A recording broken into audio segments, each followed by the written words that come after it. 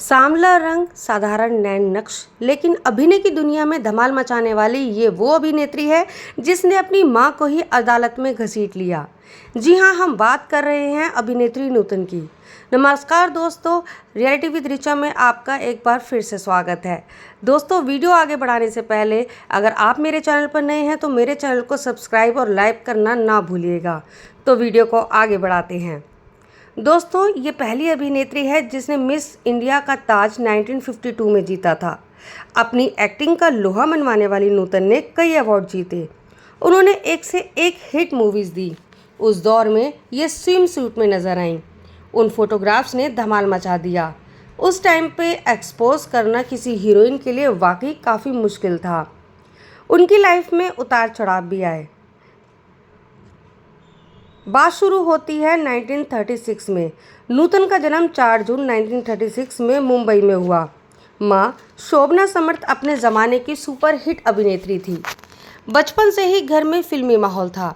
पिता कुमार सेन समर्थ भी फिल्मी जगत से जुड़े थे। 4 भाई बहनों में नूतन सबसे बड़ी थी। इनकी 3 बहनें और एक भाई था। छोटी बहन थी तनुजा और चतुरा। तनुजा भी फिल्म इंडस्ट्री में काफ़ी हिट फिल्में दे चुकी हैं।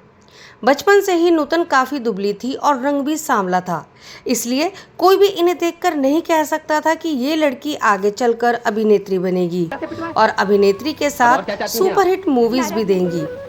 लेकिन नूतन की मां खुद चाहती थी कि वो एक्ट्रेस बने, इसलिए इन्होंने अपनी बेटी को लेकर एक फिल्म बनाई, हमारी बेटी। उस समय नूतन की उम्र 15 साल थी।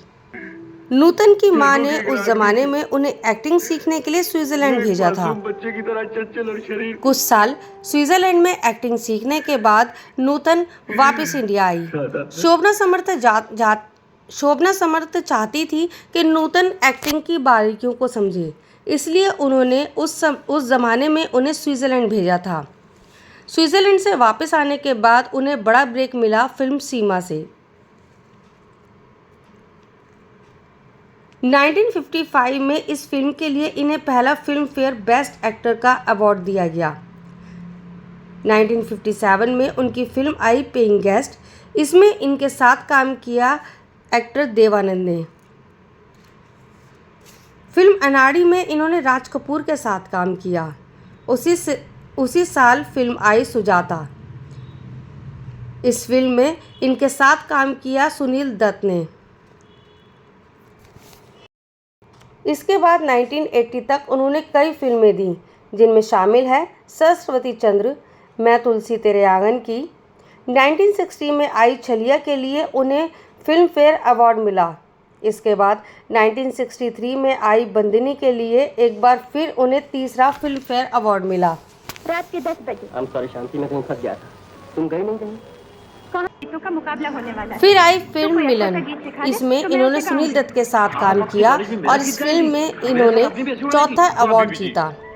अब बात करते हैं उस घटना की जिसने लोगों को अचंभित कर दिया। दरअसल हुआ यूं कि नूतन के सारे काम को उनकी मां शोभना समर्थ देखती थी। उन्हें कौन सी फिल्म साइन करनी है, किस तरह के रोल करने हैं, उनके सारे फाइनेंशियल मामले का काम शोभना समर्थ देखती थी। नूतन को अपनी मां पर पूरा भरोसा था, इसलिए वो आंख बंद करके उनके सारे फैसले को स्वीकार कर लेती थी।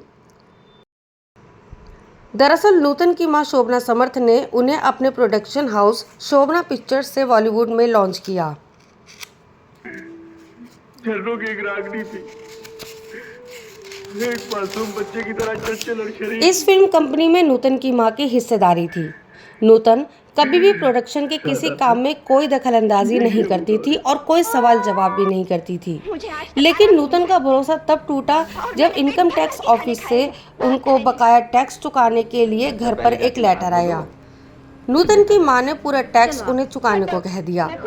टैक्स की रकम काफ़ी ज़्यादा थी। इस मामले को लेकर दोनों में काफ़ी झगड़ा हुआ।